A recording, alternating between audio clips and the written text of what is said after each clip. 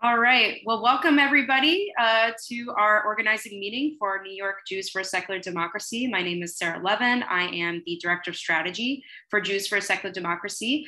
For those of you who may not be familiar, although I see a lot of familiar faces here, Jews for a Secular Democracy is an initiative working to galvanize the Jewish community across the faith spectrum and humanistic Jews as well to advocate for separation of church and state. We know that there are excellent national organizations working on church-state separation, but not necessarily from a Jewish perspective.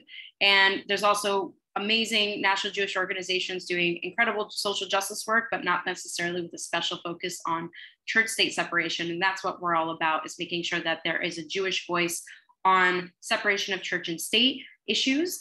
We feel that from our perspective as a people, our history, not just in the United States, but throughout our history around the world as a persecuted religious minority, we have a very unique and important perspective to bring to the table about why separation of church and state is so critical to protecting religious freedom for people of all faiths and none. And the issue touches on so many different, church-state separation is a constitutional principle, right? But it impacts so many different issues, and we're going to cover just a few of them today as it relates to healthcare and education mainly. So I'm really, really excited to, in a minute here, turn it over to one of our speakers today, Ali Baum, who is it Baum or Bohm, Ali? Oh, rhymes with home in most parts of the country, but not all parts of the country. That's great. Thank you. So we have Ali Bohm, who is policy counsel at the New York ACLU. She has been leading a coalition of organizations, including New York Jews for a Secular Democracy. We're very proud to be a part of that, to support the Hospital Transparency Act. So she's going to be talking about that bill, what it is, why it's important, and how you all, especially the New York constituents here, be supportive of that bill. Many of you have already been working on that, and we really appreciate your advocacy. And then after Ali, if he's makes it, we're going to have David Belivner, who is with YAFED, who's going to be talking about the Right to Learn Act and some regulatory actions coming up around access to secular education for New York children. And then I'll close this out with a very brief update on the non-religious recovery options bill that we've been working on. And we will close with an action on that bill, because it is there's live activity in that it passed the Assembly recently. And so we're really pushing to make sure the governor and our state senators are aware and supportive of the bill. And then we'll close with any questions that we have. But after Ali speaks, please feel free to ask her questions. And then same thing after we hear from David. So save your questions for the end of each speaker. And with that, I'm going to turn it over to Ali. Thank you so much for being here. Thank you, Sarah and Paul, for inviting me. I'm dropping some resources in the chat, which you can look at while I'm talking, or if I bore you, or you can look at after the meeting. Some little take homes. And that's the third one. Great. So having given you some handouts, as we do in these digital times, let me start. Oh, and I see Nicole, another person I know. That's lovely. I'm Ali Baum, she, her pronouns. I'm a policy counsel at the NYCLU. As Sarah said, it's great to be here. Oh, and I am now spotlighted, so my face is really big. Let me see if I can move myself to gallery view so that I can see y'all. And I'm also Jewish, so it's fun to be among other Jews. So let me start with the entry point that you all start with, which is separation of church and state. So grounding the issue of hospital transparency, the initial motivator is the fact that hospital consolidation has led to an increasing number of religiously affiliated hospitals, which often follow religious directives that prohibit certain types of medical care. And notice that I said religious directives. These are directives that are rooted in sort of religious doctrine rather than in medical best practice or medical wisdom. Between 2001 and 2016, the number of hospitals affiliated with the Catholic Church increased by 22%. As a result, 1 in 6 acute hospital care beds in the country is in a Catholic-owned or affiliated facility. Now, that said, religious hospitals serve patients of all faiths and of no faith at all.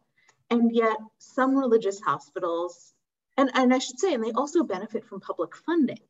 And yet many of them don't play by secular rules, and their lodestar is not always the best interests of the patient. So types of care that are frequently denied under the Catholic medical directives, because they are such a behemoth in the medical industry, include abortion, complying with advanced directives related to medically assisted nutrition or otherwise, so end-of-life care, any care that relies on stem cell research, artificial reproductive health technologies like in vitro fertilization, surrogacy, use of donated meats, assisted, I said end-of-life care, contraception, dialysis or other advanced life support, emergency contraception, gender-affirming care, miscarriage management, organ transplants from living donors, prenatal diagnoses in some circumstances, sometimes referrals, options counseling, or transfer of patient records to other providers who would perform those prohibited services, sterilization, whether that's tubal ligation or vasectomy, treatment for ectopic pregnancy. I should say the most common and healthiest treatments for ectopic pregnancy. They will remove an entire fallopian tube, which is the most invasive procedure and also affects future fertility. In some cases, religiously affiliated hospitals, as I said, won't even provide referrals or information about the healthcare services they prohibit. Sorry, I'm looking at the chat. I think you can disregard that last one. Go ahead. I'll watch the chat for questions. All right. Sorry, y'all. And some hospitals, particularly Catholic hospitals, the Catholic medical directives require that when any non-Catholic healthcare institution is affiliated with, managed by, or even purchases land from a Catholic healthcare system, that secular hospital has to abide by the Catholic medical directives. So we do have some secular hospitals that are denying care based on religious rules. The other piece that is really critical here is often when hospitals are denying care for these policy-based reasons, these reasons that don't have to do with medical best practices, those denials are shrouded in secrecy. And so communities that are facing hospital transactions, hospital mergers, such as the merger in Schenectady, New York, that's going on right now between a religious and a secular hospital, often don't know what care they're losing. They have great difficulty figuring out what services might be lost in a transaction. And that makes it really hard for community members to organize, to preserve, or in some cases to obtain local access to needed care. And this has a real impact on people's lives. So to give you a couple of real human being stories, Tamisha Means is a Michigan resident who sought care at Mercy Health Partners when her water broke at 18 weeks of pregnancy. The hospital sent her home twice, even though she was in excruciating pain. There was almost no chance that her pregnancy would survive, and continuing the pregnancy posed serious health risks. The hospital did not tell her that ending her pregnancy was an option, or in fact that it was the safest option in her situation. So she returned to the hospital a third time with an infection in extreme distress, and the hospital was all ready to send her home again when she began to deliver a miscarriage sort of in the outtake area, and they finally treated her at that point. Another story we know is Evan Mittens, whose case was just fortunately denied cert at the Supreme Court. He was seeking a hysterectomy at Dignity Health in California. And his hysterectomy was canceled 2 days before the procedure because when the hospital learned he was transgender. Dignity Health does regularly perform hysterectomies for patients who are not transgender, so cisgender women with cancer, mostly. We've heard anecdotal evidence of similar denials of care in New York.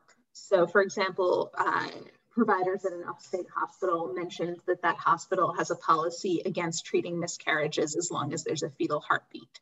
So when there's a patient who's miscarrying, they sort of languish in the hospital until the provider on call, hopefully they get a sympathetic provider on call. Sometimes the physician on call has to actually change for this to happen, for them to transfer them to a different hospital that will treat them.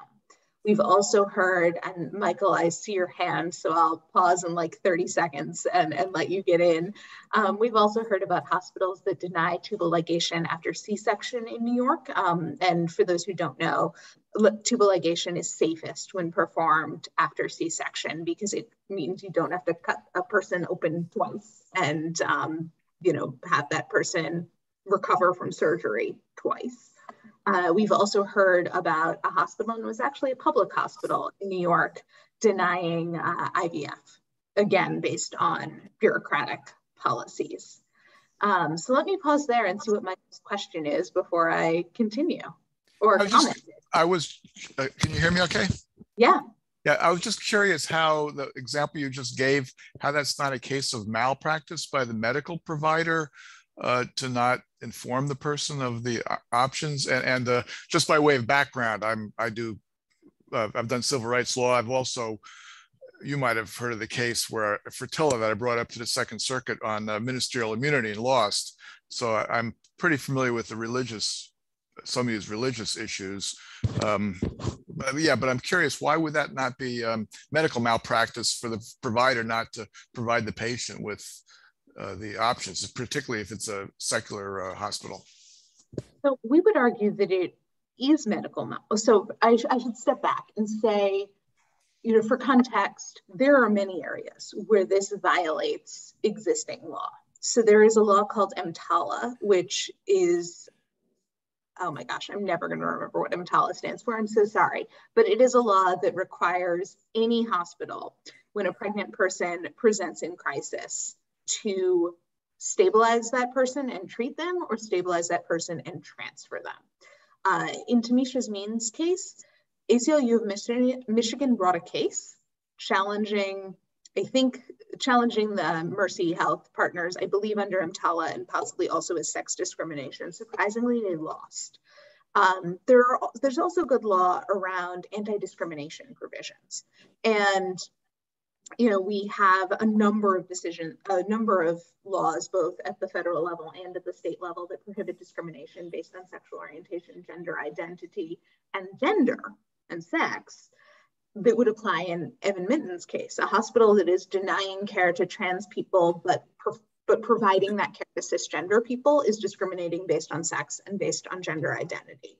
And that's actually the outcome in Evan's case.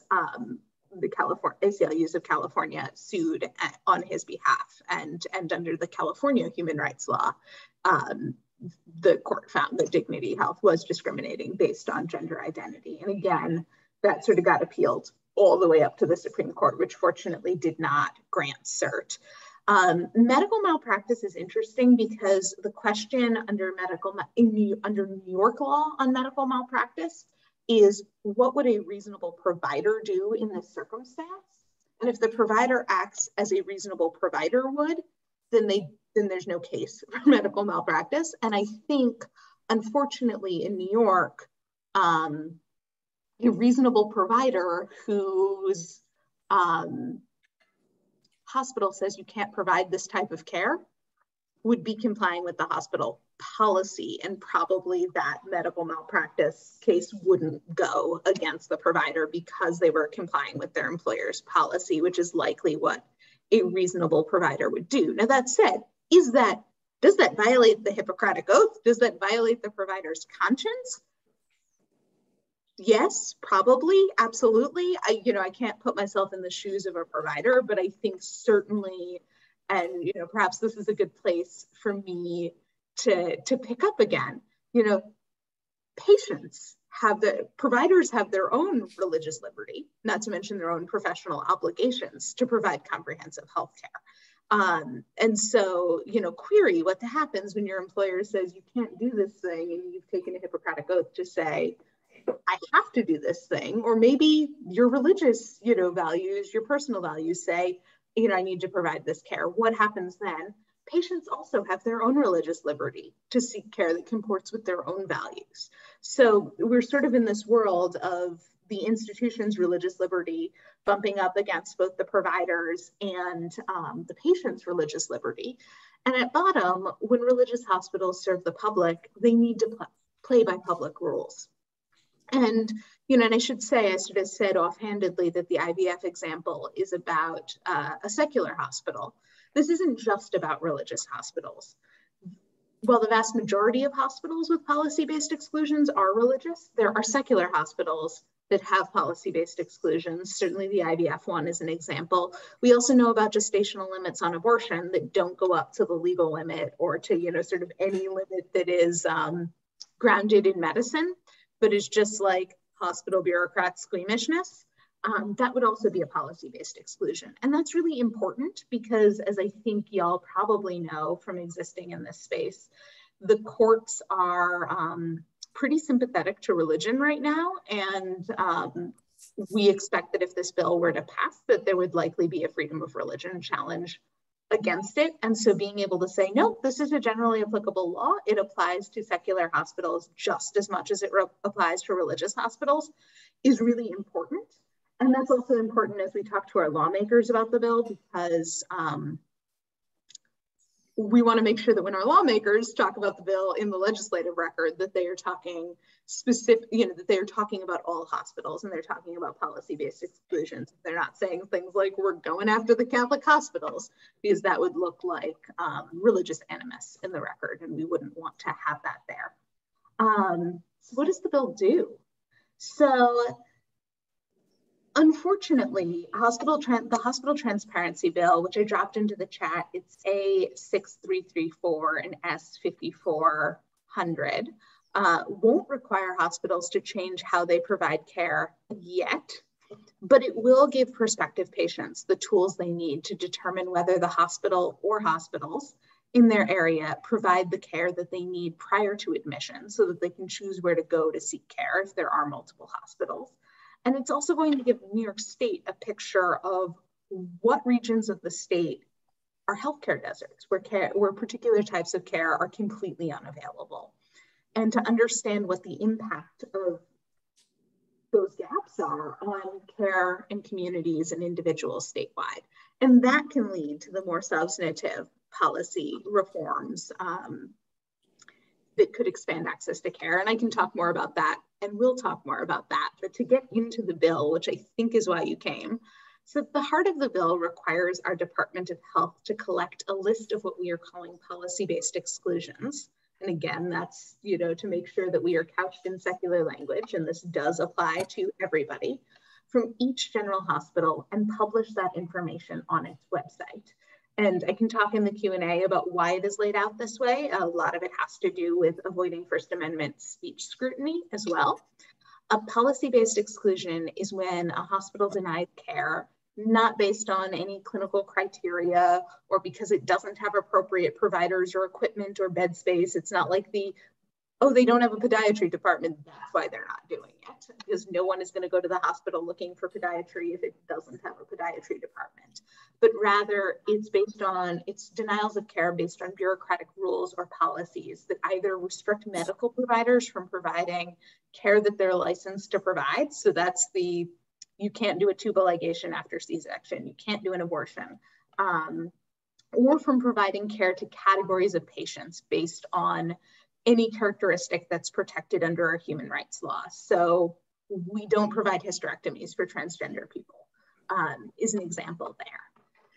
And, we do know that just putting information on a website could be the tree that falls in the forest. So the bill doesn't stop there. The bill requires the Department of Health to evaluate and ensure community awareness of policy-based exclusions on the website.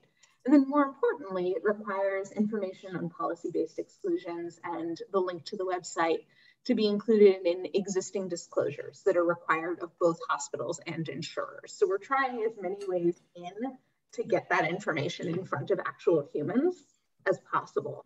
The bill also, as I said, doesn't stop at transparency. I think really Sort of the heart and soul of the bill, or I think probably most meaningful part of the bill, is that it requires the Department of Health to report publicly and to our legislature on the impact of policy-based exclusions. And I mentioned that earlier. And they're looking at impact on patients. They're looking at whether care is affordable, whether it's near folks' residences, whether and how that varies by community, as well as by race, ethnicity, and socioeconomic status. And we're hoping that that report is going to lay the groundwork, as I said earlier, for other more meaningful substantive reforms. And that could be anything, right? That could be figuring out the location of the next public hospital. Oh, we really need a public hospital in this community because the only hospital anywhere near them is denying care. Or it could be passing more meaningful reforms that require provision of care, or that make clear that providers get to follow their own consciences, regardless of what their employer thinks. And passing some of these more aggressive reforms, which again will likely be challenged, is going to require us to have a strong showing of the problem. And so that's part of why we're starting with transparency.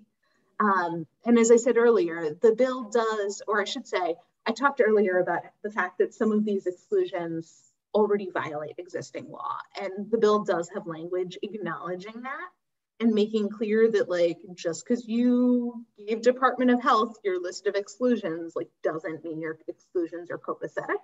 They may still be illegal. There still might be actions against you and under all sorts of other laws. So now's the point where I put other resources in the chat. Sarah asked me to share with you what you can do to help. And so I'm going to provide you with 3 links. The first one is an intake form. And so we are collecting stories of people, New Yorkers, who have been denied care, who've had family members or friends who were denied care, who've had patients who came to them after being denied care. Perhaps they were providers who once worked at a hospital that required them to deny care. Any of those stories are fair game. So if you know people, if you yourself have had personal experiences, please feel free to fill out this form so that you can share your experience and let us know if we can get in touch with you. And, you know, if you are comfortable with our using sharing your experience as part of the legislative advocacy. And I will pause before my other 2 ways you can get involved and answer Nicole's question. Nicole asks in the chat, is there a legislative study committee on this issue? Since you said gather hospital data and report back. So New York doesn't really do legislative study committees in the same way that some other states do. I feel like, Nicole, that is my answer to all of your questions, is like New York's legislative process is completely screwed up. But what this would do is it would require, if the bill passes, it would require the Department of Health to gather information from each of the hospitals. And we structured it that way because it is the regulatory entity collecting information from the bodies that it regulates, rather than like saying, hey, hospitals, you have to publish this, which would look like hospitals speaking for themselves. So the Department of Health would be the one that collects the data and both publicizes it in a form that's user-friendly for human beings, but also compiles that report to give to the legislature and to publish publicly to say, hey, look, here's a problem, go fix it. So the second thing you can do to bring this forward, I'm going to paste into the chat an action alert. This is actually an action alert on a bunch of different issues. This is sort of our, you all may have heard that Roe is in jeopardy, that Roe v. Wade, the case that guarantees our constitutional right to abortion, is in serious jeopardy right now. The Supreme Court has taken a case that is a direct challenge to Roe. And so this action alert pulls together each of the legislative actions that we are taking in New York to try to make New York a beacon for pregnant people to safely have care. And I think the 4th ask in that action alert is the hospital transparency bill. So if you are so moved, if you are in New York, if you are a New Yorker or a New York State resident, please feel free to use that to email your legislators. Again, it's got some other issues in there too, so I recognize folks might not agree with everything in there, so read it first, but that's a thing you can do. And then the last piece is the second week of May is Hospitals Week, which seems like a really good time for some advocacy in Albany about this bill. And so we will be doing a mix of activities that week. We will likely have a press conference in Albany. We will likely have some online meetings with legislators. We'll also likely be doing some actual targeted action alerts that are just on this bill, as well as some social media activities. And so if those are things that are interesting to you, I am putting a form in the chat where you can tell me that you're interested, and I will email you information about how to get involved in Advocacy Week. I promise I'm not going to use, that email list is not going to go, get added to the NYCLU's general email list. It's just my personal for Advocacy Week if you want to be contacted. The other thing is that Sarah, Paul, and Nicole can for sure keep you informed of ways to be involved in that Advocacy Week. If you're no, I do not want to fill out another form and share my email with anybody, I completely understand. Fortunately, Jews for Secular Democracy are a really amazing partner in this work. So let me stop there and see if there are other questions or comments.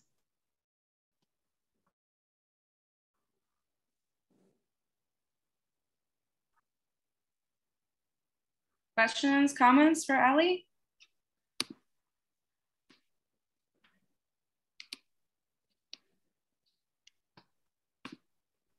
All right.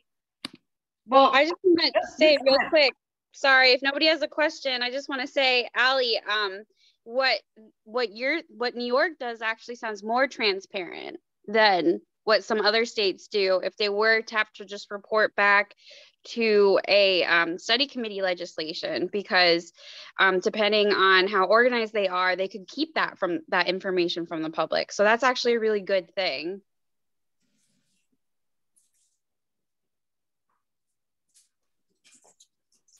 Thanks for that. Oh, go ahead. Yeah, I just wanted to share that in Florida, when we were pursuing the same type of bill, we didn't have very much testimony, and it really was made it difficult not only to actually do the lobbying, but also do the education, because you put an article together and you don't have anybody saying, well, I had this problem, with this particular institution. So it's important that you're collecting that.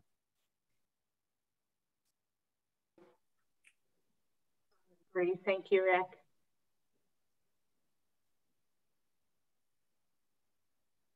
Any other questions or comments? I will drop my email in the chat in case anybody wants to reach out directly. Obviously, Paul, Sarah, and Nicole all know where to find me. Great. Well, we really want to thank you, Ali, for your time today. And it's evening, so if you want to drop, you're absolutely welcome to. Of course, you're welcome to stay as well. But we want to be respectful of your time. And it's been wonderful to be able to partner and support your work. And we encourage everybody to look into these resources, reach out to Ali directly or to me or Nicole to get more involved in the advocacy around Hospitals Week. This is just a great example, one of many, of how advocating for church-state separation from a Jewish perspective can really be helpful to get the message home that everyone, including patients and providers, have religious freedom, but we have to balance those religious freedoms, of course, with the necessary professional standards, right? And making sure that we have evidence-based policy and patients can, avoid having to have this kind of horrible experience. I know Alex, I don't think she's here anymore, but she did share with me that, she has a lot of friends in New York who are trans, who would really benefit from being able to look online and find a list like you're describing that we're hoping will exist. And if and when this bill passes, right, because they've had really traumatizing experiences in these facilities, and being able to confidently go to a clinic or a hospital knowing they'll be treated with dignity and respect is really meaningful. So I just wanted to share that, because it's not just this, you know, why this ties to church-state separation. It really does impact everyday lives, everyday people, this kind of work. So we really appreciate everything you're doing to lead on that, Allie. Thank you all, and thanks for inviting me to be here and for being such fabulous partners. Fantastic. All right. Well, we're going to move on now to access to secular education, because unfortunately this isn't the only issue that needs some work in New York. And I'll turn it over to David Gullivner, who is the Director of Advocacy at YAFED. Many of you are probably familiar with YAFED, but if you're not, he'll give you an overview of YAFED, the Right to Learn Act, some regulatory actions that are coming up, and how you can get involved. Go ahead, David. So thank you very much for having me here today. And thank you everybody for tuning in and for staying on to listen to this. This is a critical time for YAFED and for the work that we're doing. And I'll give you the 30,000-foot perspective, and then I'll drill down to what's going on today. Because like I said, we're actually at a really pivotal moment in time for this work. So YAFED was started almost about 12 years, 10 years ago, by a gentleman who had graduated from Hasidic yeshiva.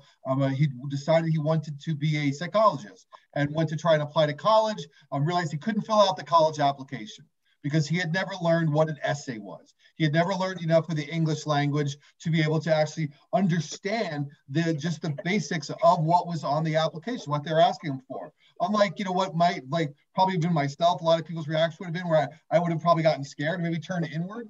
He got mad, right? And he decided he was going to do something about this. So he founded YAFED, Young Advocates for a Fair Education. The point of YAFED is to bring secular education to the Hasidic community. The problem is that there are, in New York City, about 45,000 students attending schools, attending Jewish yeshivas, who are not teaching math, science, English, social studies, and the English language. They're not teaching math, science, social studies, and the English language. It's not that they're not doing a good job of teaching those subjects. Like, we could sit here and debate all night long, like how good or how poor a job any particular public school is doing at teaching those subjects. That's not the problem in these schools. In these schools, they're not teaching the subjects at all. It's by design, it's intentional. The reason behind it, there's a myriad reasons, but it's basically so that the kids do not learn those subjects. And they don't want them to learn them so that people don't leave the community. They believe that anything outside of religious studies will detract from religious studies and therefore shouldn't be taught, right? It's the 21st century. I've been working with YAFED for a solid year now. Nobody has been able to articulate to me a logical reason why a child of the 21st century should not be learning math. Why a child 2 years after a pandemic has struck this entire world, why a child should not be learning Spanish. Should not be learning science.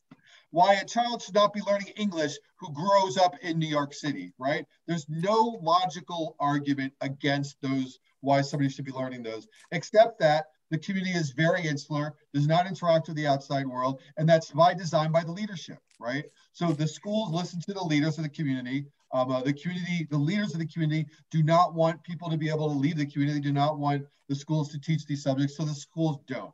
There's 45,000 kids in New York City stuck in these schools that are refusing to teach it. In New York State, we think that's closer to 60,000 approximately, right? And I think Michael's got a question. I don't know if I can unmute.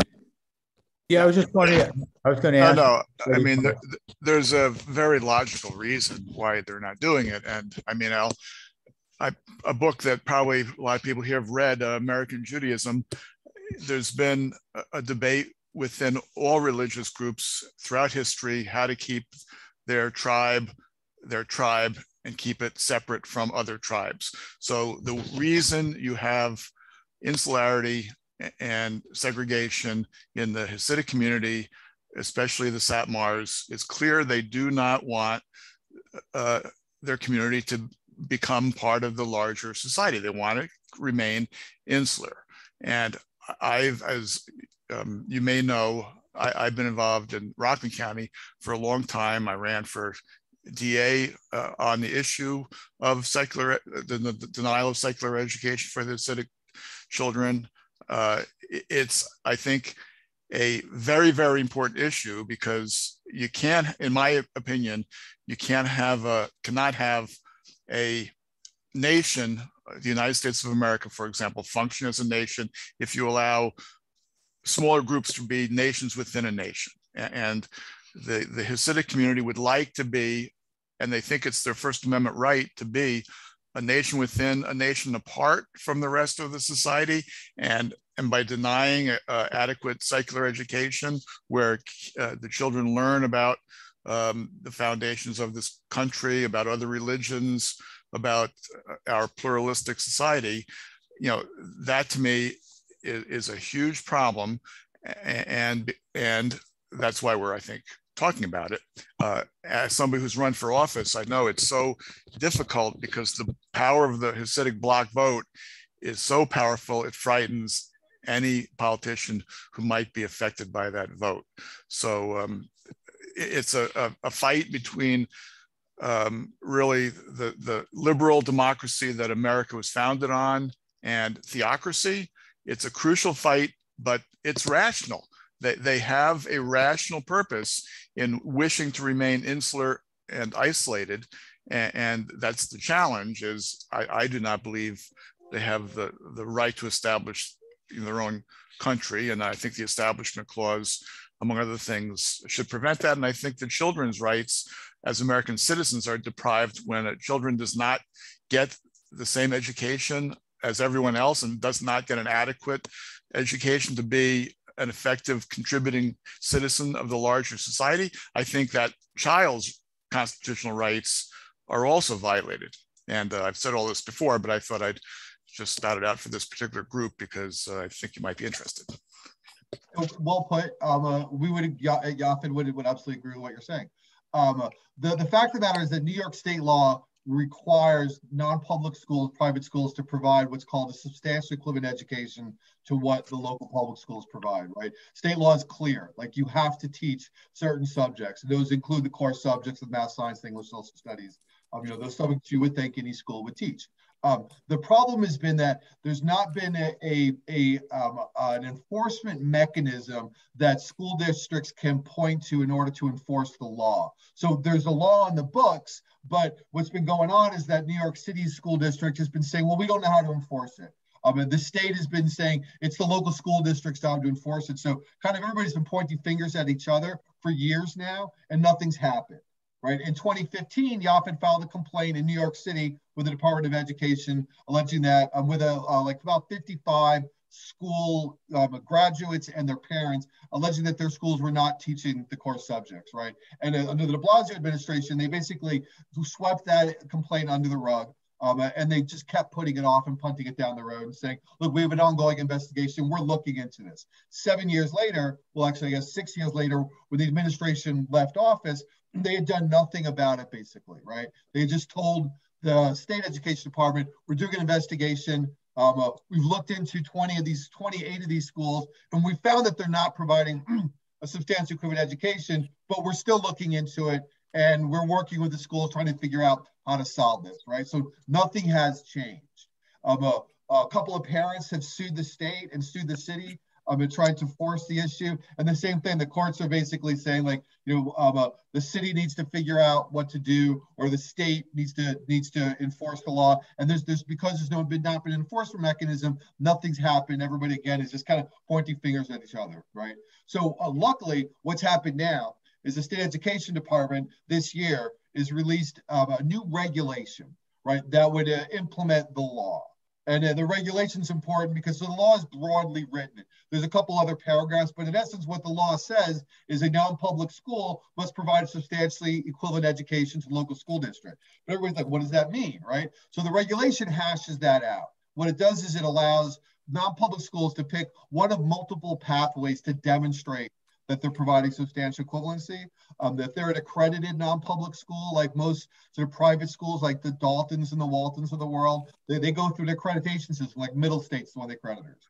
A non-public school can use their accreditation as proof of providing substantial equivalency, right? If they are are a registered high school, a Regions high school, which is also, there's a process that a school has to go by to become a registered Regions high school, then the lower grades would also be considered substantially equivalent. If they provide state assessments, then like the standardized tests, then those test scores could also be proof of substantial equivalency. So what had the state tried to implement the law by proposing a regulation back in 2019. They did this once before, right? When they did it last time, the Hasidic community came out in droves. 140,000 public comments were submitted in opposition to the regulation proposal, right? More than I said that the state education department has ever gotten on a regulatory, rules making process, as it's called.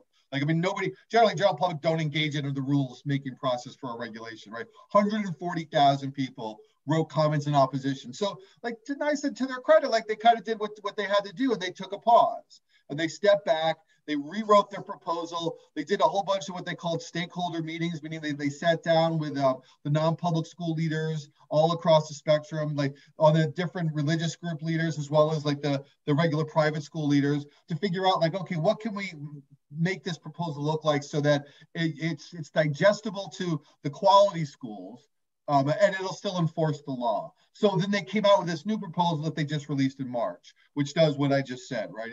It provides multiple pathways that a school can use to prove that it's complying with the law. And what's most important is what it does is it outlines a reporting system that the local school district has to engage in with the state it's transparent, and it'll show where all the non-public schools are in terms of compliance. So for the first time ever, because the rules have been pretty vague, like New York City will have to catalog all the non-public schools within the city confines.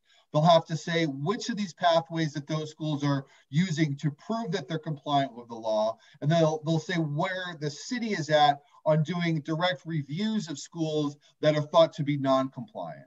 So like in 2015, when Yafet filed a complaint and the de Blasio administration was able to just, for 6 years, just do nothing about it, and there was no recourse really, and there was no way to know what was going on in that investigation. Now there'll actually be a mechanism where an advocate or a parent or somebody can actually look at the records and find out what's going on, and can actually appeal to the commissioner to find out what's going on in an individual investigation or review of a school. So we're very, very heartened by the transparency part of the regulatory proposal. We have some concerns about the pathways.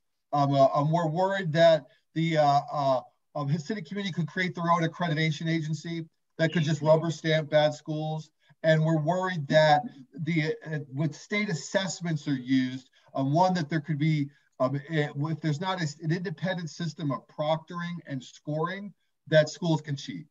If the school can, and then the school can grade its own scores, or its own tests, can score their own tests, there's no assurance of quality there, right? In the public school system, when they do standardized tests, there's a whole system of how scoring is done, and schools do not score their own tests, right? As the regulation is written currently, like there's no demand or no mandate that happens. So what we're trying to do at Yafet now is that we're not going to try, we expect the Hasidic community to launch another organizing drive, right? We expect that there will be, 100,000 public comments saying these regulations are bad. We've already seen their talking points. They're basically saying, the government has no right to dictate our curriculum. You have no right to make us take away time from religious studies to teach these other subjects. That's just wrong for you to do that, right? Like that's the basics of what their talking points are. We expect there to be tens of thousands of comments that say that. We are not going to try and come up with tens of thousands of comments in retaliation to that. There's just no way we get those numbers, and it's not even very valuable, right? What we do want is for thoughtful people to come and to comment and in support of the regulation, support of the system transparency, and to point out that the enforcement mechanism has got to be strong enough so that cheating can't happen, right?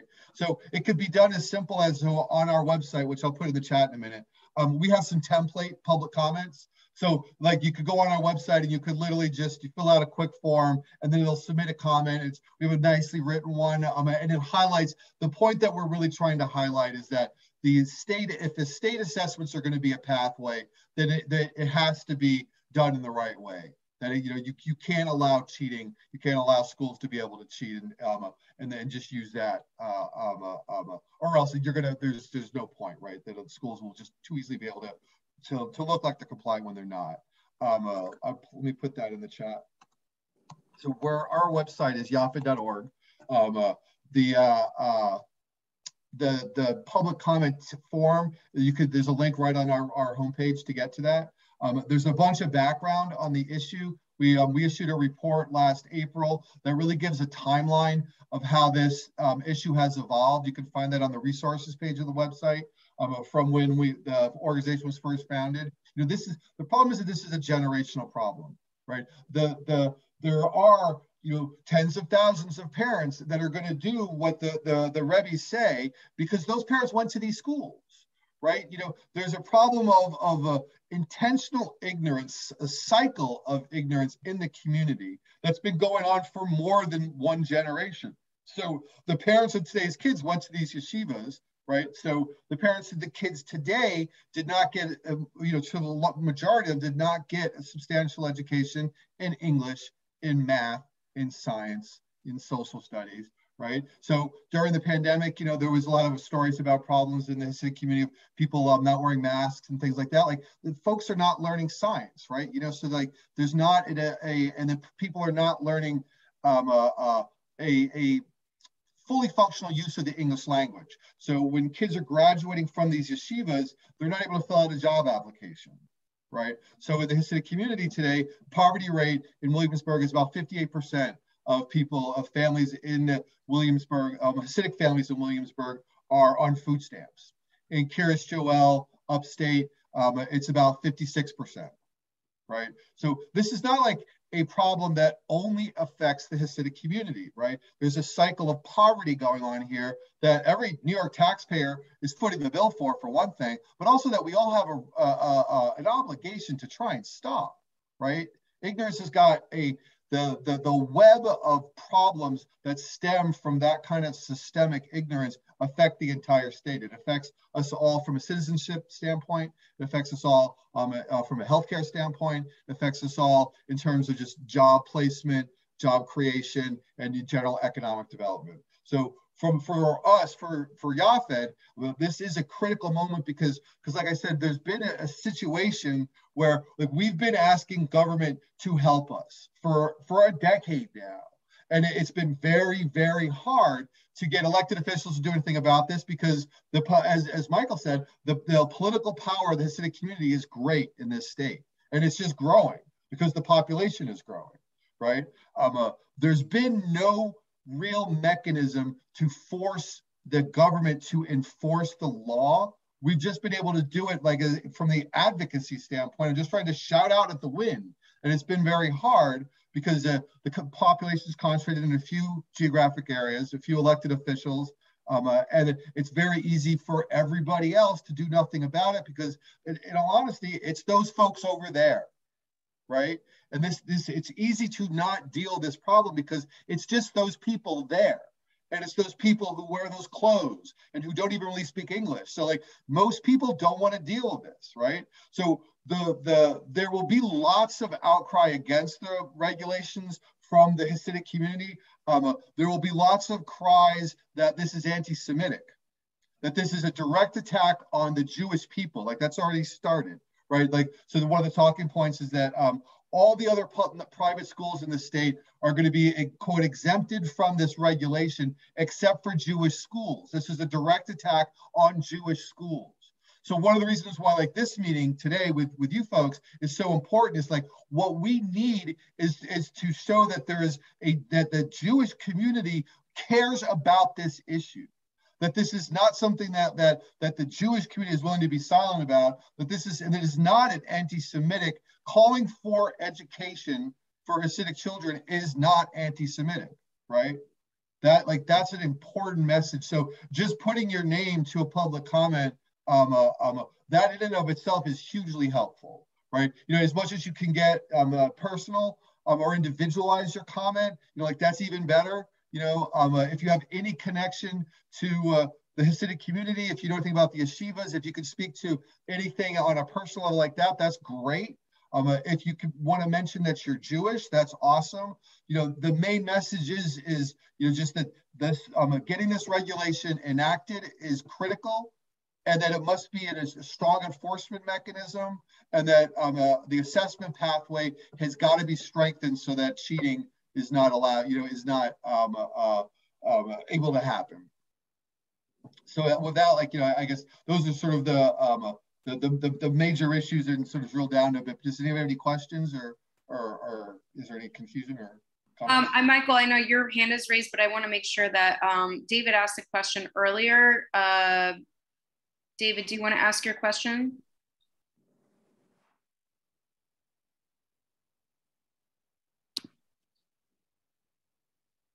You just need to unmute yourself. Okay. Can you hear me?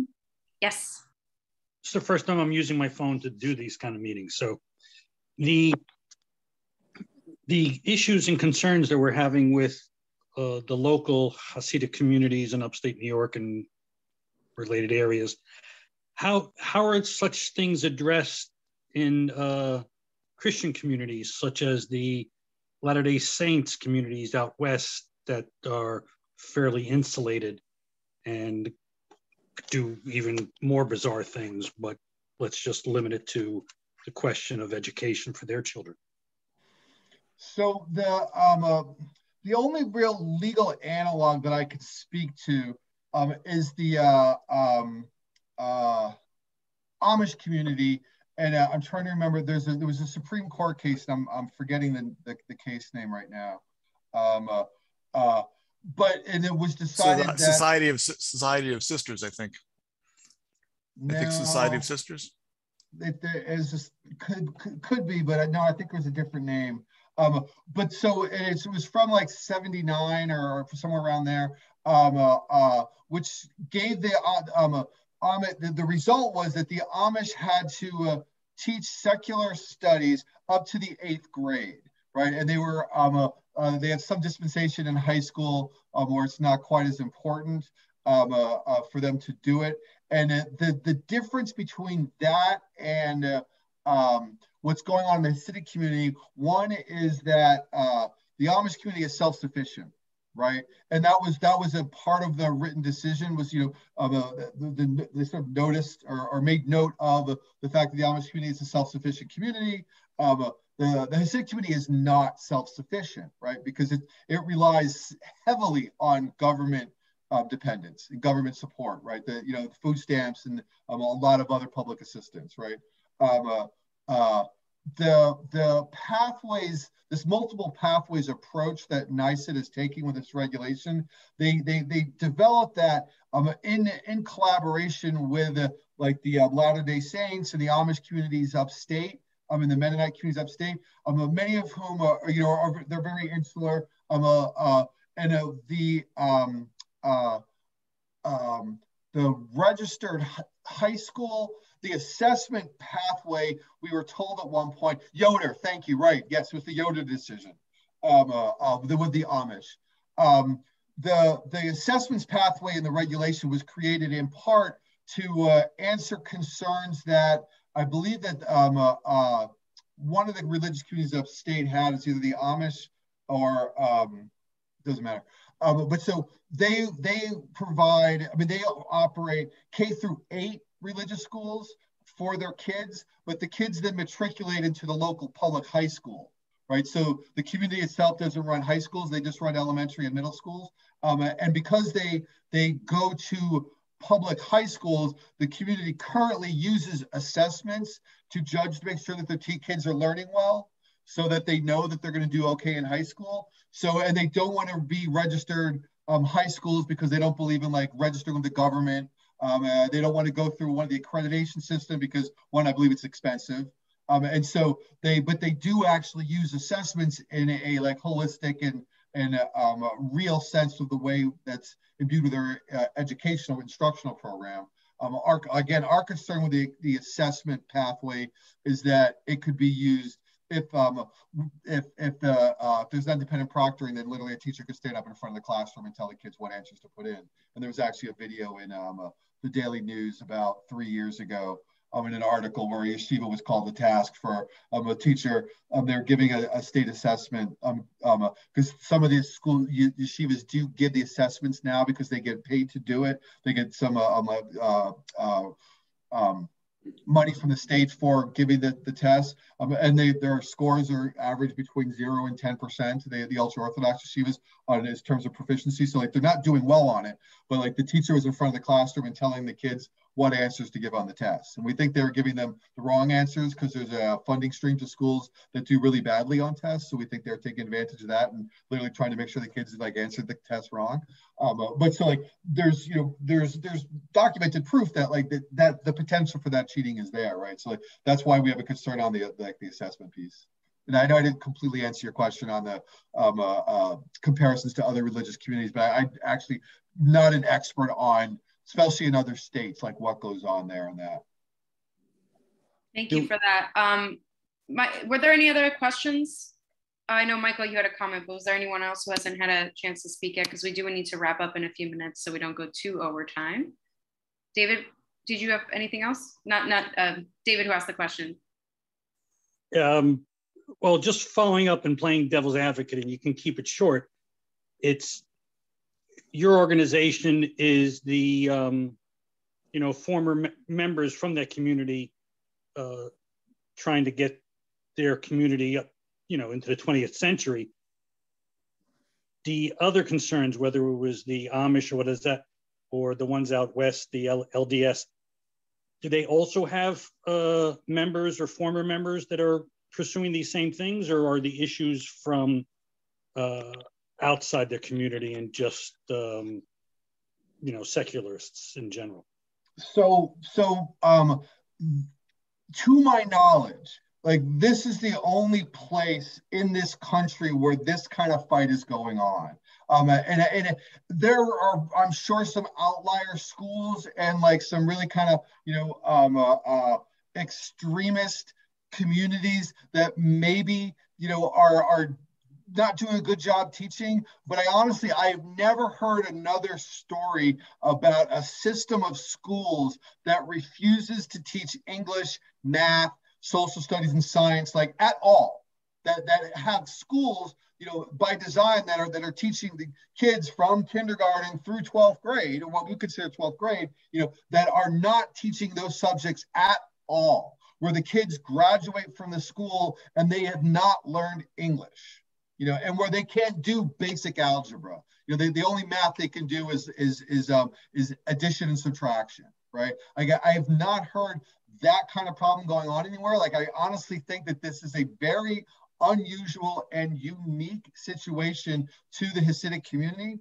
It's going on in Canada. It's also going on in London, and of course, it's going on in Israel. London and Canada have instituted some government oversight that's helping to solve the problem. So like that's kind of what same thing we're trying to get done here.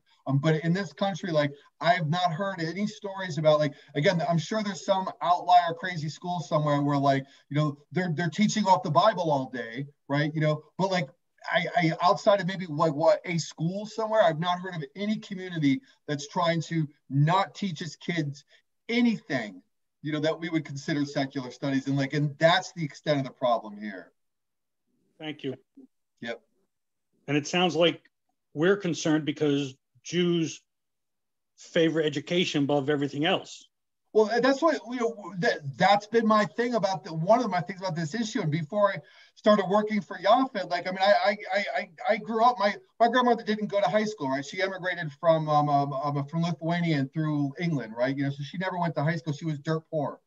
She's one of the most well-read people that I've ever known. Like she read books like constantly, right? Like I grew up like in a household where like you learn, like learning is important, right? And I didn't grow up in a religious household, so somebody could take me to task that I'm outside in that sense. But like my understanding of growing up was that the Jewish culture was about learning and excellence, and like that this is being sort of promoted or promulgated as like the the way things should be for anybody. It's just, to me, it's so morally wrong, ethically wrong. It's bad for the kids. It's bad for the community. And it's honestly, it's bad for the country. It's bad for the city. Can I have comment also? I implore like everybody, you can literally do it in 30 seconds. You can take more time and be as thoughtful, but we desperately need comments from, especially from like thoughtful Jewish New Yorkers, or Jewish people from anywhere in the country, but like honestly from, Jewish New Yorkers who are willing to stand up and, are willing to tell the education department, like, don't listen to the other side, like this is an issue that we care about and this is an important that you guys complete this work. Great. Can you hear me? Thank you so much for that. And Michael, can you just make your comment very quickly because we do need to move on to the action item at the end. Yes, go ahead. Yeah, it's just, this is much bigger than a Jewish issue. It's a governance in the America issue. And I ran for DA in this county as an independent. I got 25% of the vote, which is huge for an independent. And I had Jew, Gentile, liberal, conservative, all sorts of support on people who are concerned about this issue. So it's broader than it's portrayed. I mean, Yafet's doing a great job, but the issue is broader than just education of Hasidic children. It's democracy itself and the way our country was built on separation of church and state. So that's my 2 cents. Absolutely. Thank you for that. And I think I just want to re-emphasize or reiterate what David was saying earlier about why this group being vocal about this issue is so particularly important, because I mean, I don't know about you all, but the idea of labeling anyone who wants to give access to basic secular education and anti-Semite just makes my blood boil, right? I mean, it's just that word is thrown around in a way that only does harm to the Jewish community by, conflating, anyways, we without going on that tangent, I think it's just so important that the Jewish voice that supports access to secular education is heard in New York. I mean, that number, what was it? 130,000, 140,000 a few years ago comments. Yep. We may not be able to match that, but we should certainly do everything we can to make sure that our voices, your friends, your family members, anyone that you know in New York, tell them that number, tell them 140,000, get them riled up, because we need to make sure that they're not seen as speaking for us. They don't speak for us. They don't speak for the majority, I'm sure, of New Yorkers or Jews in New York, but this is the problem, right? Is that you have a really consolidated group that just follows what their leaders say. And we can't have a silent majority. And so I'm going to encourage, it's already in the chat, but I'm going to copy paste it again. If you go to Yafet's homepage right now, you can submit the public comment. It's the first thing on the homepage there. So we really want to encourage you before you drop off today to submit that, and it is editable. So, if you want to add that you're a supporter of Jews for a Secular Democracy, or anything that you feel personally how this impacts you, it's a form letter, so you can just click send, but you can also personalize it as well. So we're gonna just take a minute to do that now, and I'm gonna throw it in the chat again. I'm also gonna, if you're feeling like taking 2 actions today, we do have an action alert that allows you to contact your state senator and Governor Hochul around the non-religious recovery options bill, which we're running out of time, so I won't take too much time on that, but I do have, I'll just put my email address. If you are new to these issues, you can send me an email. I'm happy to talk more about that bill. The very high level of it is it's making sure that individuals in the New York criminal justice system who are mandated to attend addiction recovery treatment are provided with a secular, a non-religious option, because unfortunately, a lot of times folks are only given a faith-based option that may or may not work for them. So that's the bill that passed the assembly that I mentioned earlier, and I'll throw in the link so you can urge the governor and your state senator to support that bill.